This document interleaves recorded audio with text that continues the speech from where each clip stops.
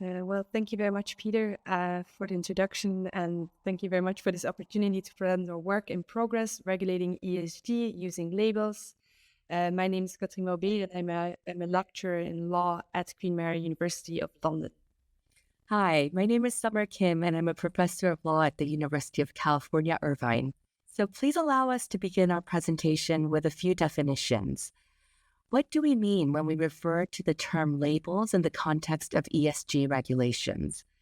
We use this term to refer to any categorical designation of ESG-related activities that subject the actor to disparate treatment, benefits, or obligations. As we later explain, labels may be intentionally or unintentionally created and can be used during any phase of the regulatory cycle. To give you one example of a label, certification as a B Corporation is one example. The certification is voluntarily sought by companies that wish to demonstrate their high social and environmental performance. This label then carries with it a legal commitment by the certified company to change their corporate governance structure so that they are accountable to all stakeholders and not just shareholders. As another example, the EU Sustainable Finance Disclosure Regulation, or SFDR, which is a key component of the EU's sustainable finance agenda, has emerged as a de facto label as funds have adopted the labels Article 8 and Article 9, referring to the article number of the SFDR, to signal to external stakeholders the extent to which a fund prioritizes ESG factors.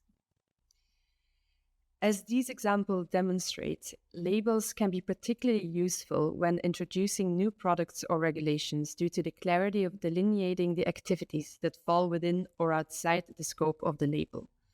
Moreover, labels can carry significant signaling implications for external stakeholders, amplifying the heightened complexity and impact of labels regulation. And while regulatory labels offer the benefit of clarity, some challenges include the subjectivity of label criteria, the lack of availability of standardized metrics, and the resulting risk of misleading disclosures. Notably, labels operate in an inherently binary fashion, categorizing companies and products as either qualifying or not. This binary nature of labels offers simplicity, but can obscure nuanced meaning as well as matters of degree. In addition, we find that labels can be sticky in the sense that they may be difficult to obtain in the first place, but easier to maintain once received, which may create a culture of laxity as well as unintentional barriers to entry for new entrants. We utilize case studies from both the US and the EU to unveil the multifaceted nature of regulatory labels. As briefly alluded to earlier, in the EU, the SFDR framework has emerged as a de facto label, notwithstanding its primary intent as a disclosure mandate. This shift reveals a market-driven demand for tools conveying the ESG-related performance of financial products. However, it also unveils associated risks, including oversimplification of the multifaceted ESG spectrum, the threat of greenwashing, and, of course, the threat of greenwashing. Conversely, the EU Green Taxonomy Regulation establishes clear criteria for determining the environmental sustainability of economic activities by classifying activities according to their contribution to environmental objectives.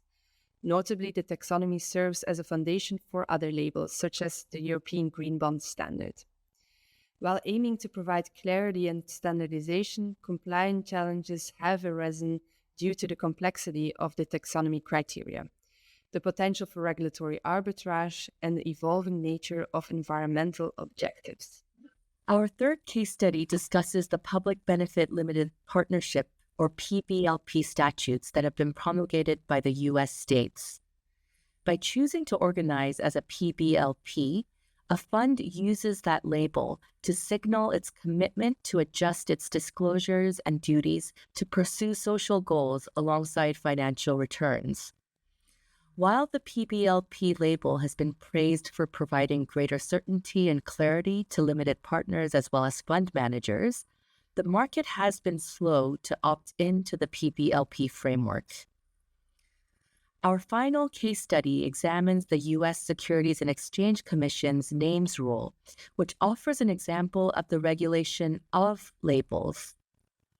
The names rule promotes truthful advertising and preventing greenwashing by requiring funds whose names suggest a focus in a particular type of investment strategy to adopt a policy to invest at least 80% of the value of their assets in those investments.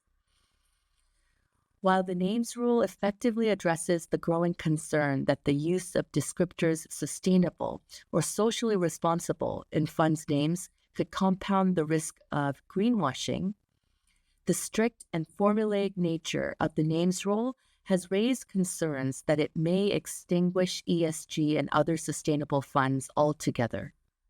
These 4 case studies unveil the multifaceted nature of regulatory labels, shedding light on their evolving roles, unintended consequences, and the implications for regulatory design and compliance. During the creation phase, the nature of ESG considerations significantly increases the cost of designing labels due to the lack of a universally accepted definition of ESG. These challenges carry over to the compliance phase, where many ESG considerations suffer from measurability issues, making them difficult to quantify and assess. When criteria are stringent and unclear, this might lead to fear of non-compliance or simply compliance fatigue. This could result in companies abandoning the ESG label as well as greenwashing, where companies undersell their green credentials to avoid compliance with stringent ESG label requirements. Furthermore, in cases where criteria are unclear and frequently updated, strict enforcement becomes a daunting task and may also diminish the utility of labels as they fail to effectively signal information to the market regarding the ESG characteristics of certain products. To conclude, while we acknowledge the potential benefits of ESG labels, our analysis underscores the necessity for careful calibration and ongoing refinement of labels-based regulations, especially in the creation phase when definitional challenges abound. Thank you for your time and attention.